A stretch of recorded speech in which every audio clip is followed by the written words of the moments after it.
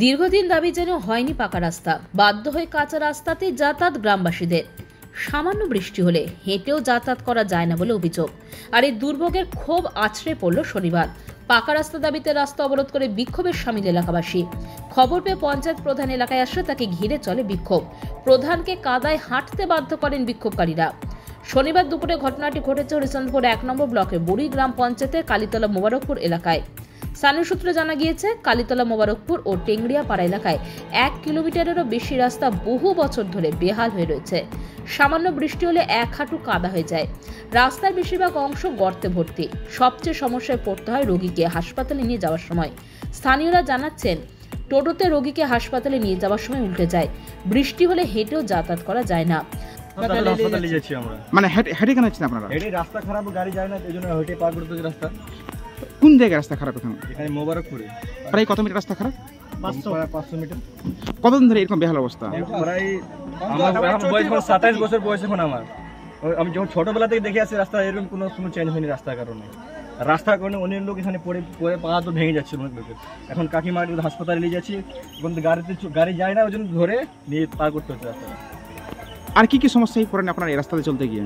যে রাস্তাতে চলতে গিয়ে প্রায় ডেলিভারি যেতে পাওয়া যায় না, ছেলেপেলে যাচ্ছে, কুটুম শাখা আসলে পরে রাস্তা পার করতে ঘুরে চলে যায় এখান থেকে। মানে অনেক সমস্যা এখানে। বাচ্চা আজকে কি বাচ্চারা যদি কেচিসে ভর্তি করতে যাবো তো ধরে নিয়ে যেতে হবে, বাচ্চারা হাঁটতে পারে না এখানে।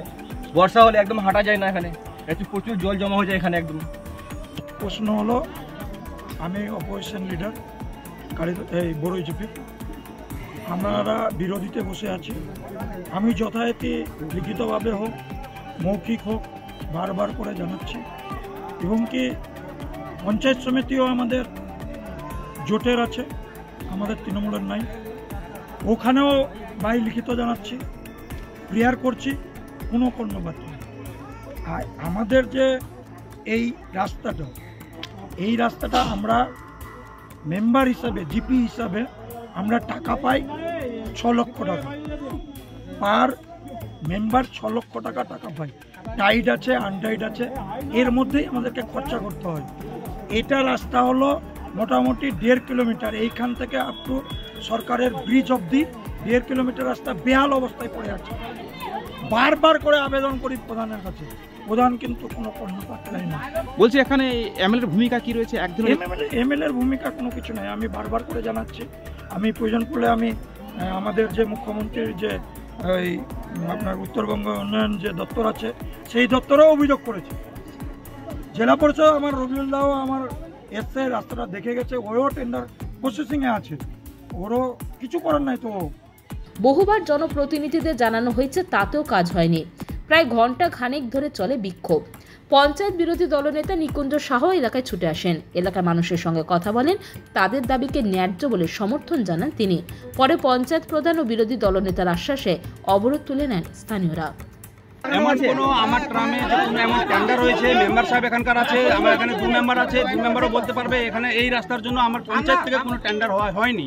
এবার টেন্ডার হয়নি, রিপেয়ারের জন্য আমরা একটা টেন্ডার ধরেছি, যে রিপেয়ার করার জন্য যে অনেক বুথে যে আমাদের রিপেয়ার হবে তার জন্য একটা আমাদের টেন্ডার করা হয়েছে। টেন্ডার আমাদের পাস হয়ে গেছে, ওয়ার্কারও বেড়ে গেছে। 2 থেকে 4 দিনের মধ্যে আমাদের রাস্তাগুলো রিপেয়ার করা কমপ্লিট হয়ে যাবে। বলছি, দীর্ঘ বছর ধরে এই রাস্তাটা বেহাল। গ্রামবাসী আছে, আমার মেম্বার আছে, দাবি করতেই পারে, তাহলে দাবি করলে আমি ইমার্জেন্সির মধ্যে আমি রিপেয়ার করে দিচ্ছি। আর এদেরকে কথা দিচ্ছি যে আমি ইমিডিয়েটলি এদের এই ঢালাইটা যতটা আছে আমি ইমার্জেন্সি স্টার্ট ধরতে হলে আমি ইমার্জেন্সি ধরে দিয়ে রাস্তাটা করে দেওয়ার ব্যবস্থা করবো। এটা কথা দিয়ে যাচ্ছি, কোনো অসুবিধা নাই, রাস্তাটা করে দেবো।